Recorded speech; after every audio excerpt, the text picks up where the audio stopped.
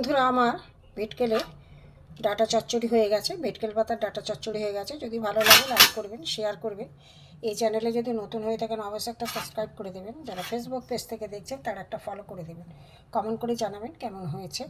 চলুন, ভিডিওটা দেখার জন্য আপনাদের কাছে অনুরোধ থাকলো। চলুন চাই কীভাবে প্রথম থেকে করেছে দেখতে থাকি। হ্যালো বন্ধুরা, জিবি ভ্যারাইটি থেকে আপনাদের স্বাগত। আজ আমি দেখুন এই যে থারকোল পাতার এই যে ডাঁটা আছে, ডাঁটাগুলো আমি চচ্চড়ি করব। নিরামিষ, সম্পূর্ণ নিরামিষ। এই ডাঁটাগুলো আমি প্রথমে ছাড়িয়ে নেব, নিয়ে তারপরে দেখাচ্ছি আমি। বন্ধুরা, আমার ওই ভেটকেলের যে পাতাটা ডাঁটা কাটা হয়ে গেছে, একদম খোসার একদম পাতলা পাতলা যে আঁশ থাকে সেগুলো পুরো আমি ছাড়িয়ে নিয়েছি। এক একটা এখানে রয়েছে, সুন্দর করে নিয়েছি। এর জন্য আমি নিয়েছি রাই সর্ষে, কালো সর্ষে, অল্প পোস্তে, দুটো কাঁচা লঙ্কা আমি বেটে নেব। আমার সর্ষে, পোস্ত, কাঁচা লঙ্কা বাটা হয়ে গেছে বন্ধুরা। এই আমি যে সিদ্ধ এটার মধ্যে আমি বাটির মধ্যে নিয়ে নেব। সর্ষে পোস্ত বাটা হয়ে গেছে আমার।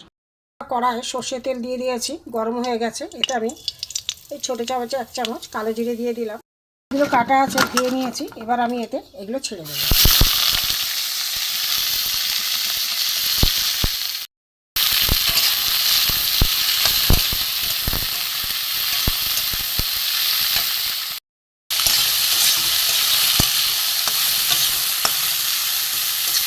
একটু ভালো করে ভাজা হোক। এতে আমি নুন দেব, হলুদ গুঁড়ো দেবো, একটু ভালো করে ভেজে নেব।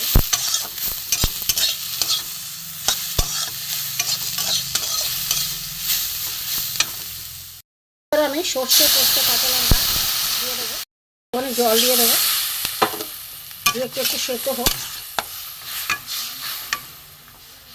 চাপা দিয়ে দেবো, চাপা দিয়ে দিলাম, পরে ঘুরে আসতে। এতে একটু আমি চিনি দিয়ে দেবো। হয়ে গেছে, সেদ্ধ হয়ে গেছে, একদম শুকনো।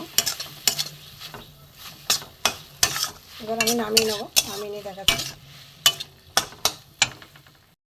আমার ভেটকেলের ডাঁটা চচ্চড়ি, ভেটকেল পাতার ডাঁটা চচ্চড়ি হয়ে গেছে।